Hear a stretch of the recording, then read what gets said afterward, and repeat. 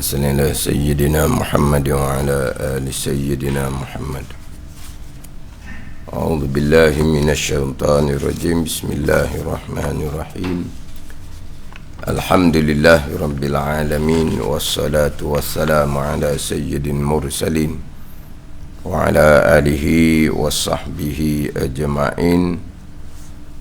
رب اشرح لي صدري ويسر لي أمري واحلل عقدة من لساني يفقهوا قولي. سبحانك لا علم لنا إلا ما علمتنا إنك أنت العليم الحكيم. ولا حول ولا قوة إلا بالله العلي العظيم.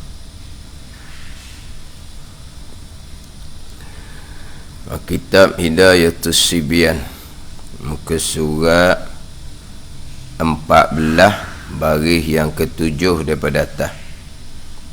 Muka surat 14 baris yang ke-7 daripada atas. Qala al-muallifu rahimahullahu ta'ala wa nafa'ana bi'ulumihi amin.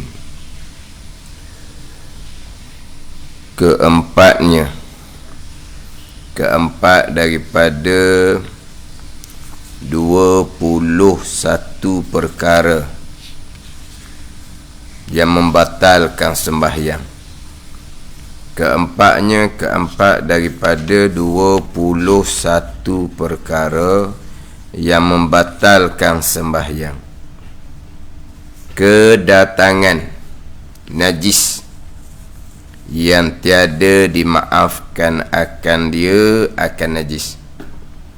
Kedatangan najis yang tiada dimaaf akan dia akan najis.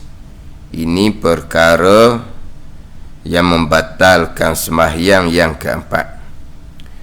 Kemudian yang kita baca minggu lepasnya, perkara yang membatalkan sembahyang yang ketiga, iaitu kedatangan hadas kecil atau hadas besar. Tengah-tengah sembahyang keluar darah haid contohnya, yang mana orang perempuan ni terkadang mereka tidak menjadari haid tu datang, tiba-tiba ada. Memang ada orang perempuan yang ada tanda sedar, anggarannya mari masa mana, terkadang tiba-tibanya ada. Bahkan kalau datang tu sedikit tidak dirasai, kalau datang tu banyak barulah dirasai. Jadi maknanya kalaulah ketika sembahyang datang haid, maklumlah sembahyang tu batal. Sebab syarat sah sembahyang suci daripada hadas kecil dan suci daripada hadas besar. Apabila kedatangan hadas besar ketika sembahyang, maka batallah sembahyang. Cuma yang minggu lepasnya pergi kepada pembicaraan bab lain. Panjang minggu lepas bicara hak berkaitan dengan kedatangan haid ketika sembahyang, batallah sembahyang tersebut.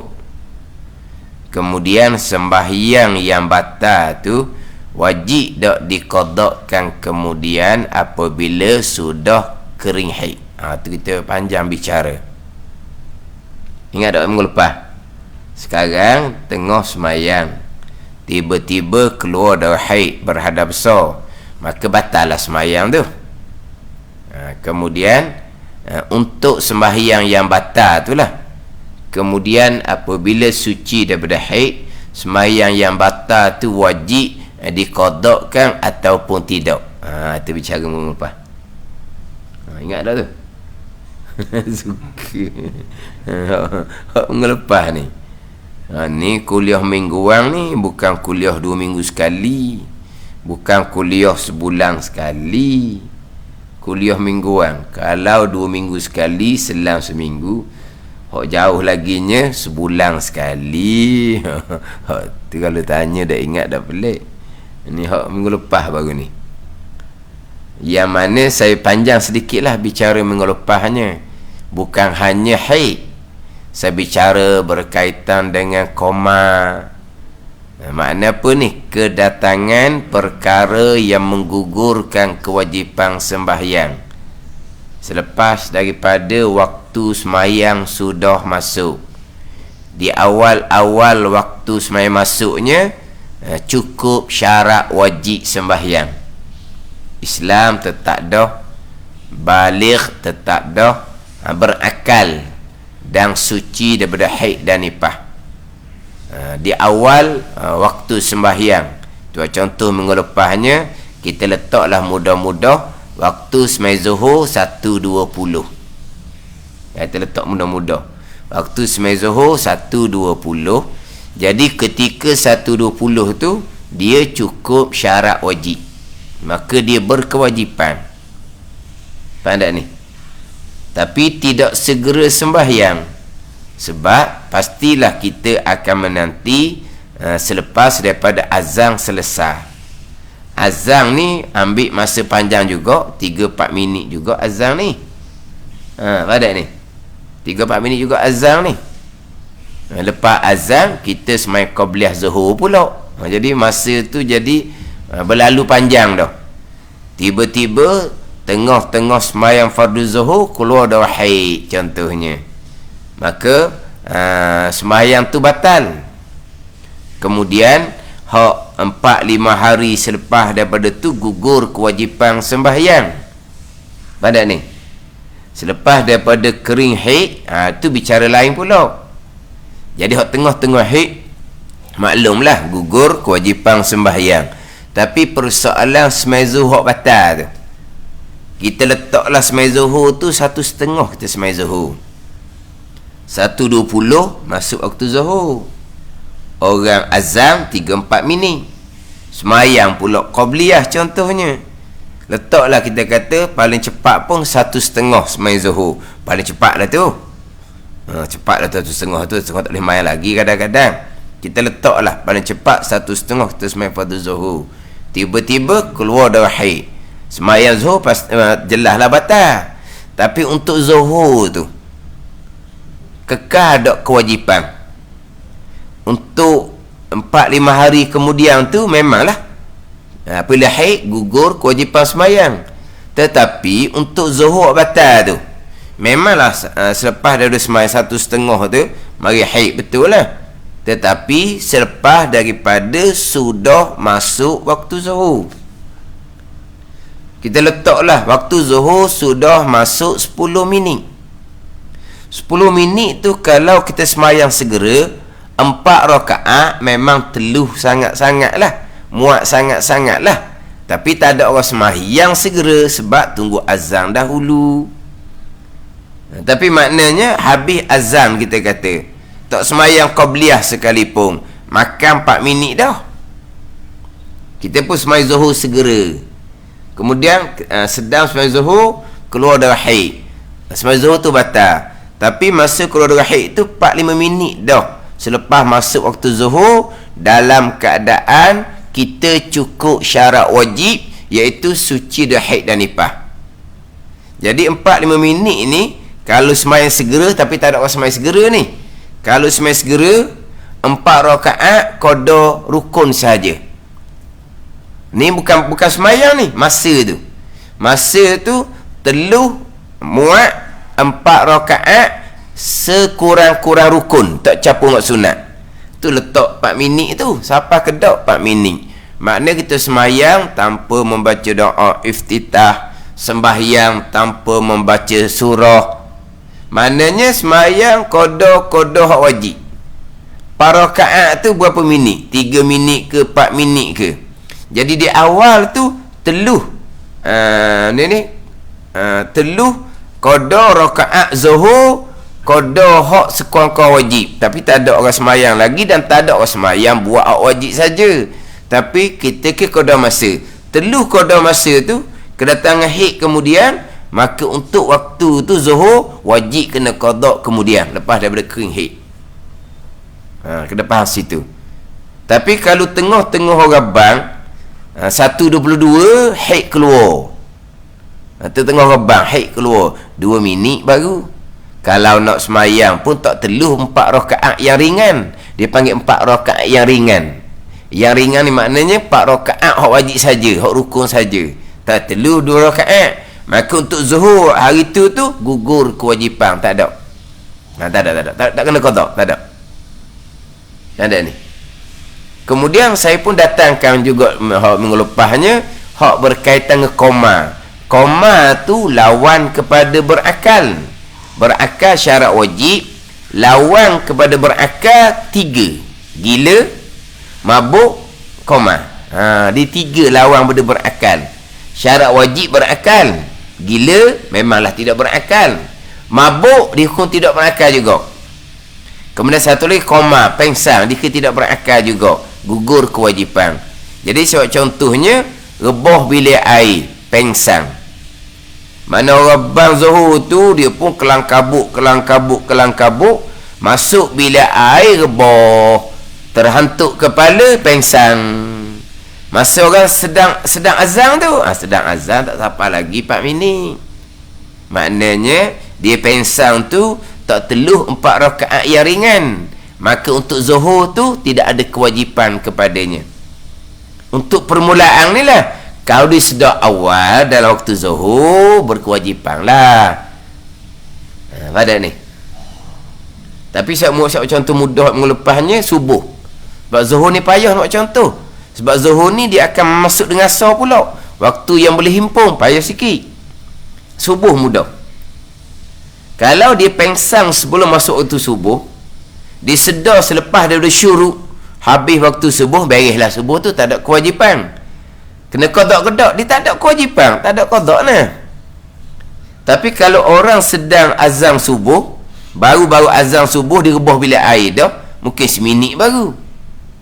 Sebab subuh tak sama dengan zuhur. Zuhur 4 rakaat, subuh 2 rakaat, 2 minit telah dah tu.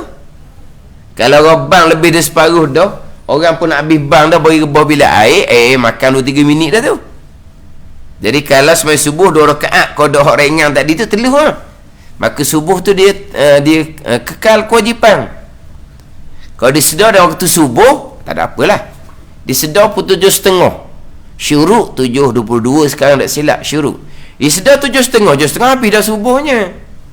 Tapi di awal subuh tu dia rebah bilik air 2 minit dah masuk waktu subuh. Maknanya kalau kita kira semayang teluh dah 2 rakaat yang ringan, maka subuh tu dia kena qada. Ada ni. Kalau orang baru mula-mula bang dia rebah bilik air dah, maknanya seminit baru masuk waktu, 1 minit tak teluh 2 rakaat yang ringan. Dia sedar pula 7.30 habis dah waktu subuh, maka subuh tu tak ada lah, tak kena qada lah, sebab dia tidak ada kewajipan untuk subuh.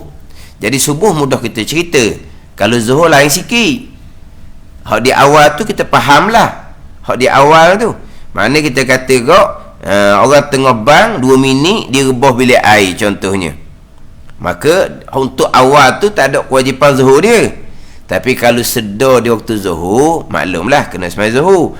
Tapi hak zuhur ni kalau sedar waktu asar pun dia kena qada zuhur. Ada ni. Dia sebab saya bicara minggu lepas 2. Yang pertama, masuk waktu sembahyang kekal syarat wajib. Tiba-tiba hilang syarat wajib, datang haid, pengsang. Itu satu masalah lain. Kemudian ni dalam keadaan dia haid, dalam keadaan dia koma, hilang perkara yang menggugurkan kewajipan sembahyang, dengan bau haid dia kering, berkewajipan sembahyang semula, dia sedar daripada koma, berakal kembali dia, berkewajipan sembahyang semula. Ketika cukup syarat wajib semula ni, di hujung ni, di waktu cukup ni, kalau di hujung waktu sekalipun, walaupun sekejap saja di hujung waktu, untuk waktu tu wajib diqadakkan. Ada ni. Kalau kita letaklah maghrib 7.20, Kita letak maghrib 7.20. 7.19. Sepanjang masa tu dia haid 5 hari. 7.19 asal lagi kering haid. Dia pengsanglah beberapa hari pun. 7.19 dia sedar daripada pengsang. Jadi 7.19 ni dia kering daripada haid, mana kembali cukup syarat wajib. 7.19 waktu asar ni dia kembali siuman daripada pengsang, dia kembali cukup syarat wajib. 7.19 hujung asar, tak lewat apa asarnya, tapi masih lagi di waktu asar. 7.20 masuk waktu maghrib, tapi 7.19 tu masih lagi di waktu asar. Hak ni tak kira teluh ke tak teluh para rakaat asar, tak kira ni. Hak di awal tu boleh kira teluh dak para rakaat tu di awal. Hak ni kembali cukup syarat wajib di hujung waktu asar ni bukan ke para rakaat, teluh qada takbiratul ihram. Ada kitab teluh qada takbiratul ihram, bukan kita takbir sungguh. Sebab orang kering kena pergi mandi dulu, orang sedar daripada pengsang kena ambil wuduk dulu baru boleh takbir. Mana boleh takbir segera. Kalau dia sedar ada pengsang, wuduk pasti tak ada, dia kena ambil wuduk dulu. Maknanya 7.19 ni dekat-dekat 7.20 dah. Maknanya dia kering haid, dia sedar daripada koma pengsang, teluh qada takbiratul ihram. Qada mana? Qada Allahu Akbar, qada 2 saat aja. Kering haid, sedar daripada koma 2 saat, orang bang maghrib. Asar tu dia berkewajipan, dia ada kewajipan asar, dia kena qada. 2 saat 3 saat aja, 2 saat 3 saat teluh dah Allahu Akbar, teluh. Asar tu wajib, tapi tak lewat apa dah lah, qada lah nama dia. Tapi problemnya 7.19 qada 2 3 4 saat tu adalah waktu bagi zuhur juga, bukan waktu asar saja. Sebab zuhur terkadang boleh semai waktu asar, semai tunai ketika jamak takhir. Jadi seolah-olahnya waktu asar ni waktu zuhur juga, waktu isyak tu waktu maghrib juga. Seolahnya gitu. Jadi apabila kering haid di hujung asar, sedar dari kemal di hujung asar, asar wajib, zuhur wajib. Tapi kedua-dua tu kena qada lah. Tapi kalau lah awal pukul 6:30 waktu asar kering haid, sedar dari kemal, asar semai tunai, zuhur qada lah. Benda ni. Jadi kalau kita katalah, kita balik pada persoalan 1.22 dia pengsang bilik air. 1.22 baru 2 minit masuk waktu zuhur, maka 2 minit tak teluh 4 rakaat. Ke zuhur tu macam tak wajib lah.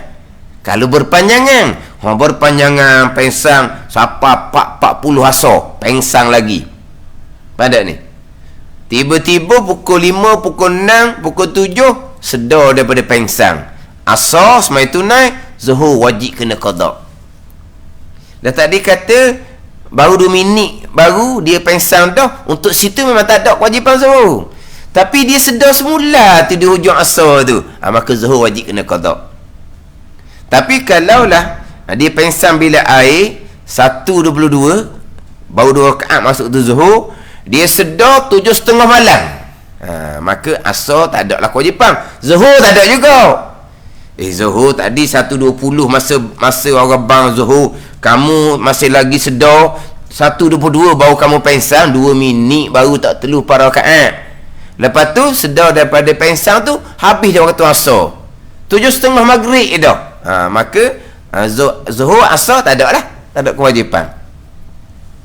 Pada ni. Jadi bicara dua tu, satunya di awal waktu cukup syarat wajib, tiba-tiba kedatangan perkara yang menggugurkan kewajipan sembahyang, kedatangan haid. Sampai masa haid itu akan kembali kering, maknanya akan kembali cukup syarat wajib. Walaupun di hujung waktu sembahyang sekalipun, untuk waktu sembahyang tersebut wajib diqadakan. Kalau di hujung macam kita kata dia haid 5-6 hari, mana kalau kata kering haid pukul 7 suku, maghrib 7.20, nak kena pergi mandi. Kena segeralah mandi tu. Mandi jangan duduk sabun-sabun lah, mandi untuk meratakan tubuh, untuk mengangkat adab besar je. Keluar bila air, mandi pun bekok daki lah kita kata, tak sabun tak apa ni. Tak ada apa-apa, ambil baju semayang, rebang dah maghrib. Asal tu qada lah. Zuhur pun kena qada. Yang gitu je. Cuma yang kita bicara kitanya, kita sembahyang zuhur contohnya memanglah 1.5, kadang-kadang komat 15 minit juga, setengah masjid tu 15 minit juga antara azan dengan iqamah. Maknanya kalau sembahyang di rumah pun, kalau tak sembahyang lah qabliyah, orang perempuan ni tak sembahyang qabliyah zuhur sekalipun, tetap dia akan tunggu orang selesai azan. Azan dia pun takbir sembahyang zuhur. Maknanya masih takbir sembahyang zuhur tu 4-5 minit dah masuk waktu zuhur. Tengah-tengah sembahyang zuhur keluar darah haid, maka sembahyang zuhur tu batal. Hak zuhur tu kekal kewajipan, dia kena qada bila kering. Gitu je lah. Mana ni? Jangan tanya pula kalau dia sembahyang zuhur 1:02. Jangan tanya lah. Dah sana ustaz cerita zuhur, sembahyang zuhur 1:25, zuhur 1:20, sembahyang zuhur 1:25. Kalau sembahyang zuhur pukul 2, tu jelas lah, tak ada tanya dah. Macam tadi lah, di Keringhit 7.19, kalau Keringhit 7.10, Allah, tak tanya tunya. Cerita last tu ni. Kalau dia sembahyang zuhur 1:2 di sembahyang zuhur, tengah-tengah sembahyang zuhur keluar darah haid, sembahyang zuhur dia batal, zuhur tu kena qada lah kemudian. Tapi di situ dia ada melengah-lengahkan sembahyang zuhur. Dalam 1:20 baru sembahyang zuhur, tu pun nasib baik. Pukul 2.30, pukul 3, benar-benar kata orang ni. Dia sibuk lah, dia apalah, pukul 2.30, pukul 3 baru di sembahyang zuhur. Tengah-tengah sembahyang zuhur keluar darah haid, sembahyang zuhur dia batal. Lepas tu macam mana tu? Memanglah kena qada. Kena qada tu kerana kedatangan haid. Tapi macam mana dengan dia melewatkan zuhur? Dia kena bertaubat sebab berdosa. Tu tak kena umbi pula situ orang panggil. Abang pun tak kena umbi. Umbi hukum bila masuk waktu sembahyang, 1:20 zuhur, dia cukup syarat wajib Islam, baligh, berakal, suci haid, suci nifas, maka dia berkewajipan sembahyang zuhur. Sebab syarat wajib dia cukup. 1:20 masuk waktu zuhur, dia cukup syarat wajib, maka dia berkewajipan sembahyang zuhur. Itu jelas. Segera sembahyang zuhur sunat. Melewatkan sembahyang zuhur tinggal perkara sunat. Tinggal perkara sunat, maka berdosa. Sipir tak kena awal lagi. Anda ni sekarang di sembahyang zuhur pukul 2, di sembahyang zuhur pukul 2.30. Dalam sembahyang zuhur dia kedatangan haid, sembahyang zuhur dia batal, zuhur dia wajib kena qada. Kenapa? Kerana dia sembahyang tu lewat, kena qada kerana dia berkewajipan sembahyang zuhur. Dia kena bertaubat kerana melewatkan sembahyang zuhur. Mana boleh lewat sembahyang zuhur. Dia sekarang ni kena balik umbi semula. Sembahyang awal waktu adalah fadilah. Afdal a'mal as-salah fi awwali waqtiha, Nabi kata. Seafdal amalan, selebih-lebih amalan adalah sembahyang di awal waktu. Jadi kalau dia sembahyang lewat, berarti dia meninggalkan fadilah.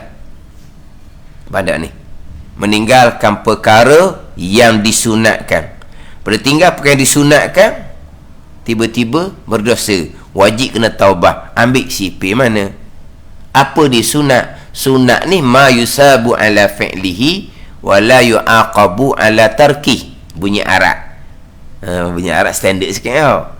Sunat buat boleh pahala, tinggal tak berdosa. Tidak dijanjikan keseksaan, tidak berdosa. Tiba-tiba tinggal sunat, kena taubah sebab berdosa. Kan pelik tu. Dia orang perempuan, dia tak macam orang lelaki. Orang perempuan kemungkinan kedatangan haid. Orang perempuan kemungkinan kedatangan haid. Orang perempuan. Pandai ni? Orang perempuan kemungkinan kedatangan haid. Dah orang lelaki kemungkinan rebuh bilik air. Tak ada kemungkinan tu. Ada kemungkinan berat belaka. Ada kemungkinan belaka. Kita orang lelaki memang tidak ada kedatangan haid. Tapi ada tak kemungkinan kita rebuh bilik air ke? Sama je. Ada tak kemungkinan kita mati? Mati bila masa. Tapi kita balik pada hukum lah. Dia kewajipan sembahyang ni kewajipan yang muasak dia panggil. Dia kena ngaji fiqh, jangan pakai akal. Jangan pakai akal. Dia sembahyang ni dia panggil kewajipan yang muasak, bukan kewajipan yang mudayyak. Atau balik pada hukum fiqh. Tak ada ikut akal. Kewajipan yang diluaskan. Ada waktu masuk, ada waktu habis. Faham tak ni? Dan difadilahkan, disunatkan sembahyang di awal waktu. Difadilahkan, disunatkan sembahyang di awal waktu. Sunat, bukan wajib. Kita yang melampau pada agama. Ada ni. Kita yang melampau pada agama. Melampau macam mana?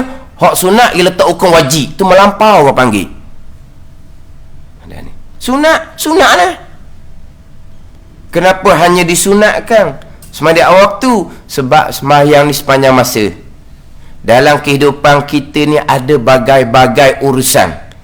Jadi agama Allah ad-din yusrun, agama yang mudah, agama yang sesuai dalam kehidupan kita.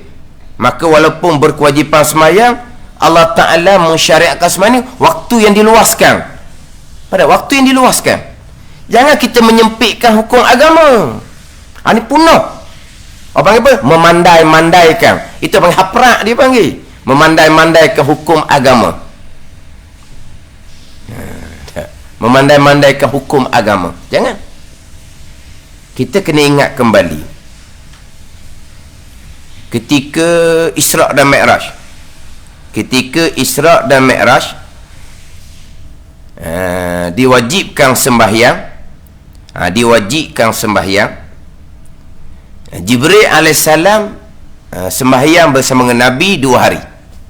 Bermula daripada sembahyang Zuhur. Bermula daripada sembahyang Zuhur, hari pertama, kemudian hari yang kedua. Hari yang pertama, Jibril AS sembahyang dengan Nabi dan para sahabat radhiyallahu anhum di awal waktu.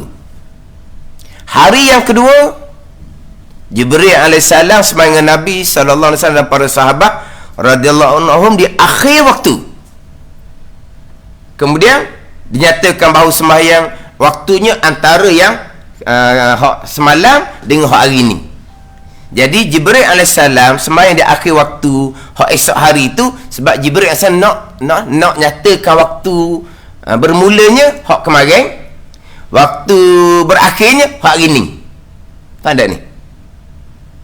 Jadi di hari yang pertama Jibril AS, Nabi ikut belakang Jibril AS, sahabat ikut Nabi SAW. Jadi boleh ke sahabat ikut Nabi SAW? Jadi seolah Nabi SAW ni makmum. Tak. Nabi bukan makmum, Jibril bukan imam. Cuma Nabi ikut cara Jibril sembahyang. Walaupun Jibril di hadapan, sahabat tak nampak. Tapi bukan Nabi ni makmum kepada Jibril AS. Kalau Nabi makmum, mana boleh makmum diikuti oleh sahabat sebagai makmum yang lain? Pada ni. Jadi hari yang pertama sembahyang di awal waktu, hari yang kedua sembahyang di akhir waktu. Dinyatakan sembahyang antara dua waktu tu, waktu hari pertama dengan waktu hari kedua. Pada ni. Jadi hari kedua sembahyang di akhir waktu. Tetapi kenapa sembahyang di akhir waktu? Sebab Jibril AS nak datangkan syariah, nak menceritakan bahawa waktu sembahyang antara dua waktu tu. Waktu masuk hari kemarin, waktu habis hari ni, sebab 2 hari. Ada ni. Itu hak Jibril mari ajar berkaitan waktu sembahyang. Hak Jibril sembahyang akhir waktu tu berdosa ke tak? Ni. Hak ni nak cerita waktu sembahyang. Hari pertama Jibril alaihissalam dengan Nabi SAW dan para sahabat sembahyang di awal waktu, hari kedua di akhir waktu. Untuk menyatakan waktu sembahyang adalah antara dua tu. Sesau tu. Hak Jibril alaihissalam dengan Nabi SAW dan para sahabat hari kedua sembahyang akhir waktu tu berdosa ke tak? Berdosa ke tak? Berdosa ke tak? Tak. Kalau berdosa takkan Jibril gitu tunjuk sembahyang hak berdosa. Faham tak ni? Tapi nisbah kita luput fadilah. Tapi nisbah dengan Jibril alaihissalam dan Nabi SAW itu berkewajipan sebab nak menyampaikan waktu sembahyang tu berakhirnya bila. Tapi kalau kita sembahyang di waktu yang seumpama tu, hukumnya makruh. Tidak haram pun, hukumnya makruh. Tapi hak Jibril alaihissalam dengan Nabi SAW sembahyang di akhir waktu adalah untuk tabligh, untuk menyampaikan hukum. Tapi berdosa ke tidak? Tidak berdosa. Sebab tu jangan kita tambah-tambah. Oh, berdosa semai lewat. Itu panggil apa tu? Melampau dalam hukum agama, menambah-nambah dalam hukum agama. Kalau semai lewat, oh ruginya kamu. Apa tu? Semai lewat, berdosanya kamu. Hukum mana ambil berdosa? Tinggal sunat berdosa. Tinggal sunat, ruginya kamu. Betul-betul lah. Ada ni. Ni ada pula orang dia, yalah manusia ni macam-macam. Dia tu ustaz ajar semai lewat. Ada ke selama ayat saya mengajar ni ajar semai lewat? Saya hanya cerita hukum. Sebut dah kan, afdalul a'mal as-salah fi awli waqtiha. Sebaik-baik amal adalah sembahyang di awal waktu, fadilah. Lepas tu ngaji dan kitab fiqh molek, dia ada waktu fadilah. Dia ada waktu ikhtiar. Dia ada waktu jawaz. Dia ada waktu karahah. Dia ada waktu tahrim. Ada ni. Dia ada waktu fadilah, dia ada waktu ni ikhtiar, dia ada waktu jawaz, dia ada waktu karahah, dia ada waktu tahrim. Apa dia ni? Kena ngajilah bab waktu tu pula. Jadi kalau orang tu meninggalkan waktu fadilah, mana dia meninggalkan perkara disunatkan, rugilah dianya. Itu jelah. Bukan kata berdosa. Jawab pandai-pandai. Jawab pandai-pandai. Saya biasa dah sebenarnya cerita-cerita bab hukum. Orang kata macam-macam. Orang nak kata, awak kata. Tapi masing-masing mahsyar. Itu je. Masing-masing mahsyar. Yang mudah-mudah. Ini bicara hukum. Bukan akal. Kau tu kena balik dalam kitab-kitab fiqh. Jangan nak memandai-mandaikan agama, jangan nak melampau pada agama.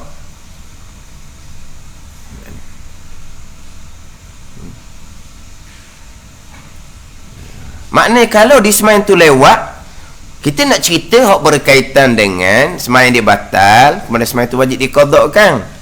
Hak bab taubah-taubah tak ada.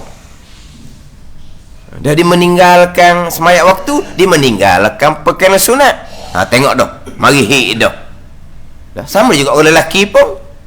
Kemungkinan rebah bilik air pukul 1:30, pukul 2 baru nak ambil sembahyang. Rebah bilik air. Sama juga. Dosa ke tak? Dosa apa? Rugi. Sebab meninggalkan perkara sunat. Ada ni. Dia ada waktu yang disunatkan, waktu yang diharuskan, waktu yang dimakruhkan, waktu yang diharamkan. Waktu yang makruh ni ngam-ngam. Beri salam, habis waktu. Tu waktu makruh. Waktu haram ni di sembahyang Zuhur, kalau asar 4.40, di sembahyang Zuhur 4.38, 2 minit. 2 minit tak teluh 4 rakaat. Di sembahyang waktu tu hukumnya haram. Dia panggil waktu tahrim. Dosalah. Faham tak ni? Tapi kalau masa tu baru nak sembahyang, dia wajib segera sembahyang. Sebab masa tu dia sudah wajib sembahyang, dia panggil wajib mudayyak. Wajib yang disempitkan. Wajib yang disempitkan. Hak permulaan masuk waktu sembahyang dia panggil wajib yang muwassa'. Kewajipan yang diluaskan. Itulah kita pekoh. Kewajipan yang diluaskan. Sebab dalam kehidupan kita ni banyak perkara. Kita nak kata Allah, tinggallah urusan. Ada urusan kita yang membabitkan tanggungjawab kita dengan seseorang yang wajib kita kena sempurnakan. Ada ni. Ada tanggungjawab kita di rumah yang kita berkewajipan menyempurnakan. Sebab itulah kewajipan sembahyang ni ada waktu dia dan diluaskan waktu dia. Cuma waktu fadilah macam mana. Tapi kalau kita ada tanggungjawab, kita kena utamakan tanggungjawab dahulu. Itu kewajipan.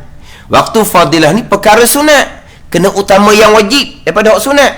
Itu semua balik pada ilmu belaka.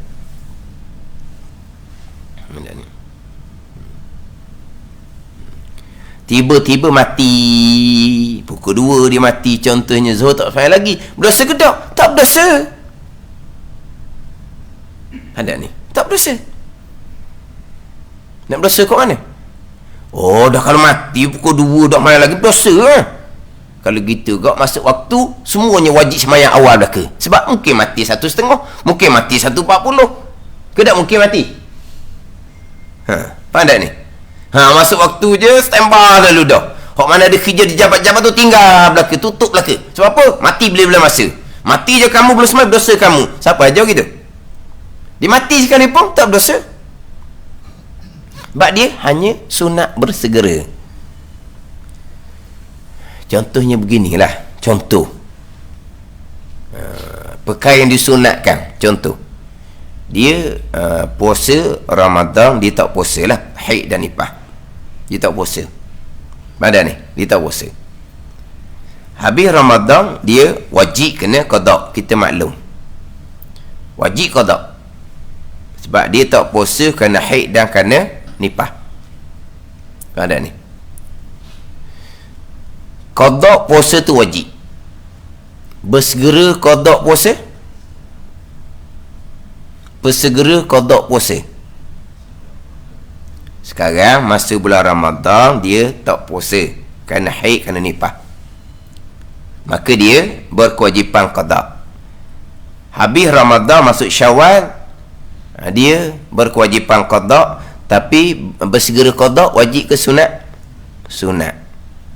Sunat. Bukan wajib. Ada ni. Tiba-tiba belum sempat qada dia mati. Berdosa ke tak? Tak lah. Pas sunat. Kenapa tak qada awal-awal? Qada awal-awal sunat. 2 Syawal qada segera sunat. Dah kamu tak qada awal-awal, kamu mati. Ni menyempitkan agama. Sunat lah.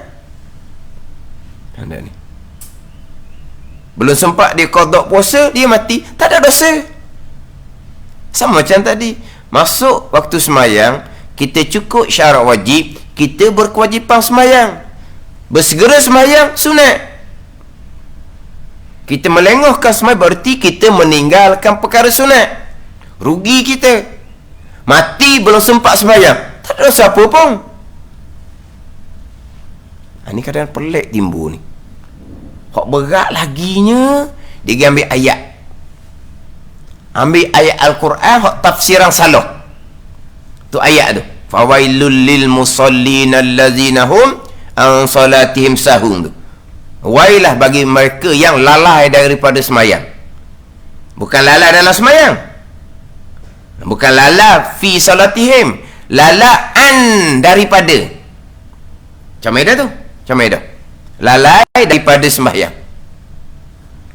Oh, dia Hakim ambil ni sebagai mutiara kata. Oh, dia Hakim dia ambil sebagai mutiara kata. Macam mana dah? Hak permulaan macam mana dah? Bukan lalai dalam semayang. Wail ni satu lembah dalam neraka Jahannam.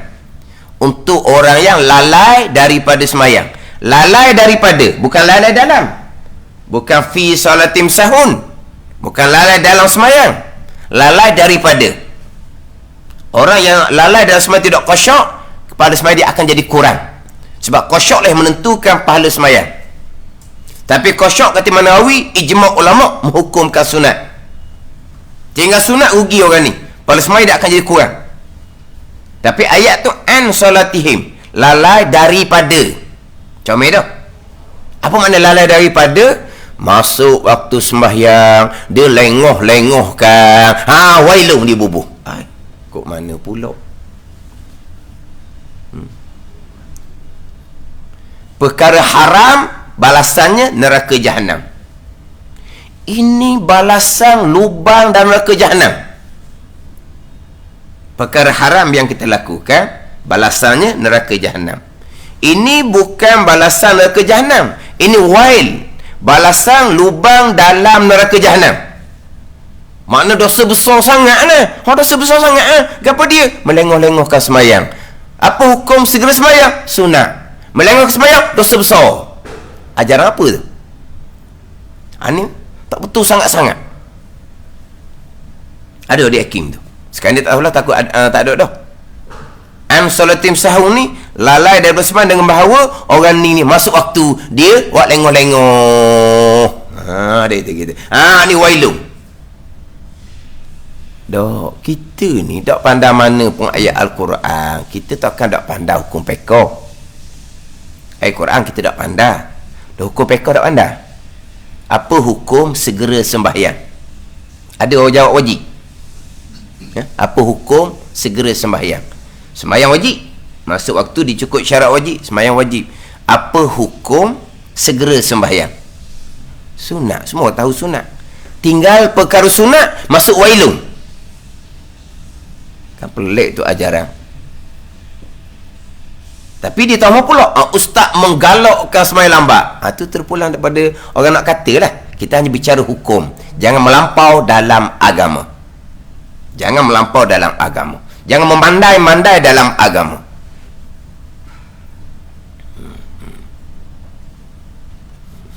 Jadi sembahyang segera sunat, melewatkan sembahyang masuk wailun. Dah wail tu mana tu? An salatim sahun. Orang yang melewatkan sembahyang, lalai dari sembahyang hingga habis waktu sembahyang baru dia qada. Tu wailun. An khuruji waqtiha. Ia mentakhirkan salah an khuruji waqtiha, daripada hingga keluar waktu dia. Atau ayat fawailul lil musallin allazina hum an salatim sahun ay tarikuna laha. Dan kita tafsir, orang yang meninggalkan sembahyang tu wailun. Bukan masuk waktu dia buat lengoh tu wailun, bukan. Contoh mudah-mudah ginilah. Ni dia kata sokong orang pesen ni pula. Tu pulang berdema lah. Contoh mudah-mudah kok. Subuh lah. Subuh. Orang lagi masjid surah tu. Orang bang subuh. Dia buat apa? Dia tarik selimut. Dia akan bangun lah setengah jam nanti. Orang panggil apa tu? Bukan panggil melengah-lengah kan? Lepas tu wailung kan? Tu melampau orang panggil. Dah comel ke tu? Siapa kata comel? Dah lah tidak berjemaah. Lepas tu meninggalkan fadilah solat awal waktu. Sampai di mahsyar akan menyesal. Sebab apa yang dilakukan akan dibentang di mahsyar. Tengok kamu. Orang bang, dah lah kamu tak pergi masjid. Kamu tarik selimut. Kamu tinggal pula waktu fadilah semaya waktu. Memang akan menyesal. Tapi berdosa ke tak? Balik pada hukum pekak. Ada ni. Hukum pekah macam mana? Apa hukum masuk waktu subuh kita sambung tidur? Apa hukum? Balik pada hukum pekah lah pula. Apa hukum? Ada hukum makruh, ada hukum haram. Ada hukum makruh, ada hukum haram. Ni balik pada hukum pekah belaka ni. Orang bang subuh, kita pun tarik selimut. Apa hukum kita sambung tidur lepas masuk waktu subuh? Jangan cepat-cepat wajib berdosa jangan balik pada hukum pekah. Jangan memandai-mandai. Kita mengeluarkan hukum agama dengan memandai-mandai, betul pun berdosa kitanya sama telah salah. Saya rasa jangan duk rasa-rasa. Masuk waktu subuh dia tarik selimut. Apa hukum? saya rasa haram tau. Jangan duk rasa. Hukum agama tak boleh nak rasa-rasa, tak boleh nak agak-agak, tak nak gamuk-gamuk. Buat rasa-rasa gitu, hukumnya berdosa kita. Apa hukum kita masuk waktu subuh kita sambung tidur? Itu balik ada hukum fiqh. Kalau kita jangka bahawa kita boleh bangun kembali dalam waktu subuh, sebab kita ada jam, ada telefon pun semua kan, di setengah jam lagi akan telefon tu bunyi ke 6.30 ke telefon tu bunyi, disambung kembali, hukumnya makruh. Hukumnya makruh. Makruh ni rugi lah. Buat perkara yang makruh ni rugi, tapi buat perkara makruh haram ke tak? Dosa ke tak? Tak lah makruh. Hak mana hak sambung tidur haram?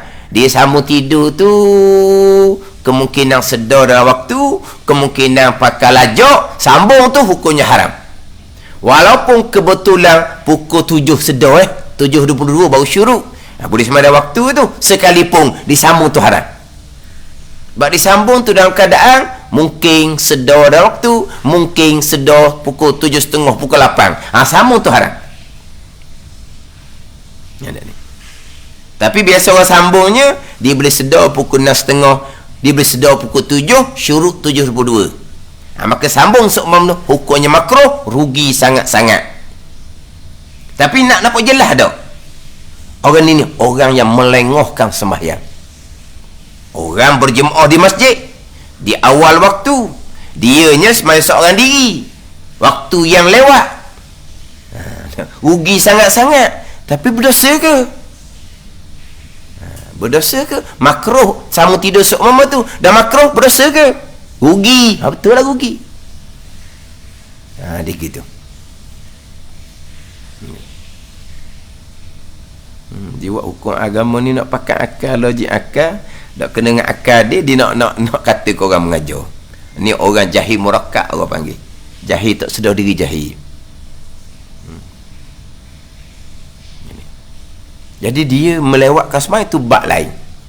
Kita cerita ni hak berkaitan dengan, jadi hak mengelepah pun tajuk lain, hak ni pun tambah tajuk lain. Kita cerita hak perkara membatalkan sembahyang. Jadi manakala kita kata di sembahyang walaupun pukul 2 sekalipun, datang haid sembahyang dia batal, dia kena qada untuk zuhur tu, dia tak ada kata berdosa, tak ada. Badan ni. Sebab melewatkan sembahyang, hukumnya meninggalkan perkara sunat, rugi. Lepas tu mana waktu fadilah, mana waktu ikhtiar, waktu pilihan, mana waktu jawas, waktu haruh, mana waktu karahah, makruh tanzih, mana waktu tahrim. Tu dalam kitab fiqh dia akan bahagi. Waktu-waktu dia akan bahagi. Dia bagi kepada 5 juzuk, ada 4, ada 6. Ada waktu darurah, ada waktu uzur. Dia ada belaka tu. Ada ni. Waktu semai tu ada waktu darurah, ada waktu uzur.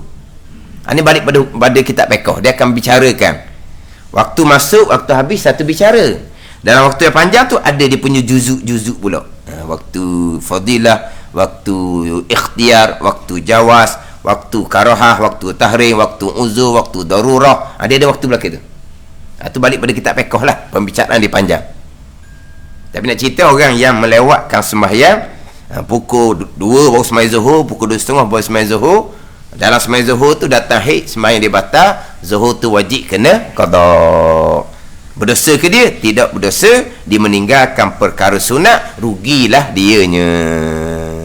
Habislah.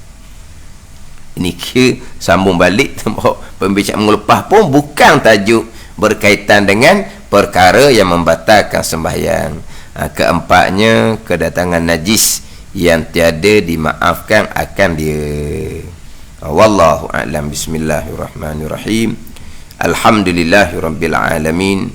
Wassalatu wassalamu ala sayyidil mursalin wa ala alihi wa sahbihi ajma'in. Allahumma iftah alaina futuhal arifin. Allahumma allimna ilma akdamin wa fahimna famasabikin warzuqna ruqat talibin.